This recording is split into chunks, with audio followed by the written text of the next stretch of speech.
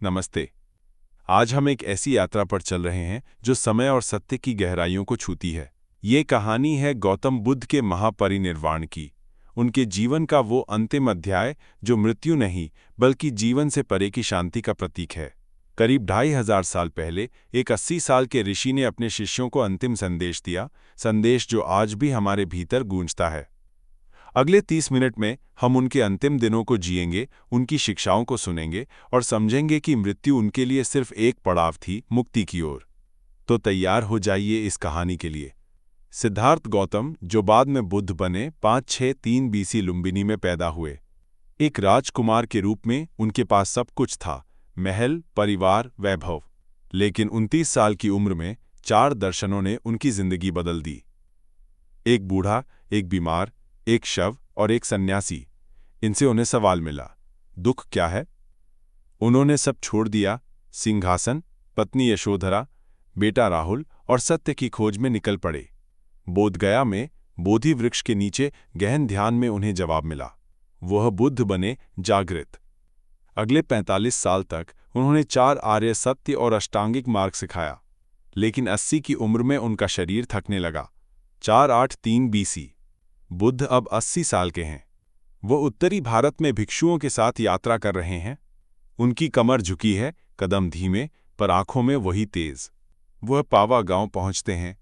वहां चूंडा नाम का लोहार उन्हें भोजन देता है, सुकर मद्दव। कुछ कहते हैं ये सूअर का मांस था, कुछ कहते हैं मशरूम की डिश। बुद्ध इसे खाते हैं, लेकिन बाद में कमजोरी महसूस करते हैं। क्या ये भोजन दूषित था या उम्र का असर? बुद्ध चूंडा को सांत्वना देते हैं, डरो मत, ये तुम्हें पुण्य देगा। उनकी करुणा यहाँ चमकती है। अपने दर्द से ज्यादा वो दूसरों की चिंता करते हैं। बीमारी बढ़ती है, पर बुद्ध का इरादा मजबूत है।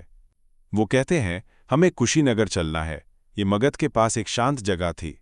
हिरण्यवती नदी पार करते हुए वो साल वृक्षों के उपवन में पहुंचते हैं। हवा ठंडी है, पत्तियां सरसराती हैं। बुद्ध अपने शिष्य आनंद से कहते हैं, 2 साल वृक्षों के बीच मेरा बिस्तर लगाओ, सिर उत्तर की ओर। मैं थक गया हूं। आनंद कपड़ा बिछाते हैं। बुद्ध दाईं ओर लेटते हैं, सिर हाथ पर, पैर एक दूसरे पर। ये मुद्रा शांति की मूर्ति है। वो जानते हैं ये अंत है। बुद्ध जैसे ही लेटते हैं, प्रकृति बोल उठती है। साल वृक्ष, जो उस मौसम में नहीं खिलते, फूलों से लद जाते हैं। सफ़ेद और पीले फूल उनकी देह पर बरसते हैं। धरती कांपती है, आकाश गूंजता है। उनके भिक्षु पास बैठे हैं, कुछ रोते हुए, कुछ मौन।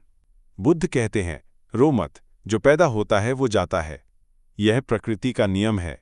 अपने लक्ष्य की ओर बढ़ो। मृत्यु उनके लिए दुख नहीं, सत्य थी। आनंद टूट जाते हैं। वो भीड़ से अलग एक पेड़ के पीछे रोते हैं। मैं तैयार नहीं हूं, वो फुसफुसाते हैं। गुरु के बिना मैं क्या करूंगा? बुद्ध उन्हें बुलाते हैं। आनंद, पास आओ। वो कहते हैं, तुमने मेरी सेवा श्रद्धा से की, थोड़ा और प्रयास करो, निर्वाण तुम्हारा है। ये क्षण कितना गहरा है। एक मरते गुरु का अपने शिष्य के लिए प्यार। फिर एक परिव्राजक सुभद्द आता है। वो बुद्ध से मिलना चाहता है। भिक्षु रोकते हैं, पर बुद्ध कहते हैं उसे आने दो। सुभद्द पूछता है, क्या बाकी गुरु गलत हैं? बुद्ध जवाब देते हैं, सुभद्द, सत्य को संप्रदाय में मत बांधो। जहां 4 आर्य सत्य हैं, वहां मुक्ति है। सुभद्द शिष्य बनते हैं, बुद्ध के अंतिम प्रत्यक्ष शिष्य। बुद्ध कहते हैं, सुनो, सब कुछ अनित्य है। अपनी मुक्ति के लिए मेहनत करो। ये उनके अंतिम शब्द हैं। फिर वो मौन हो जाते हैं। उनकी सांसें धीमी होती हैं। वो ध्यान की गहराइयों में उतरते हैं। प्रथम ध्यान, दूसरा, तीसरा, चौथा, और फिर महापरिनिर्वाण। ये मृत्यु नहीं, ये बंधनों का अंत था। दुख, पुनर्जन्म, सब खत्म।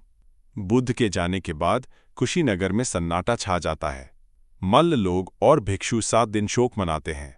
उनके शरीर को फूलों से ढक चिता सजाई जाती है, लेकिन वो जलती नहीं। महाकश्यप आते हैं, प्रणाम करते हैं और चिता जल उठती है। उनकी राख को अवशेष बनाकर 8 राज्यों में बांटा जाता है। महापरिनिर्वाण क्या है? ये सिर्फ शरीर का अंत नहीं, ये उस चक्र का अंत है जो हमें जन्म मृत्यु में बांधता है। बुद्ध ने दिखाया कि दुख से मुक्ति संभव है। उनकी अंतिम सांस कहती है, अनित्यता को समझो। आज कुशीनगर में उनकी शांति जीवित है। ये थी महापरिनिर्वाण की कहानी। ये हमें सोचने को मजबूर करती है, हमारा जीवन क्या है? कमेंट में बताएं। लाइक, शेयर, सब्सक्राइब करें। अगली बार मिलते हैं। नमस्ते।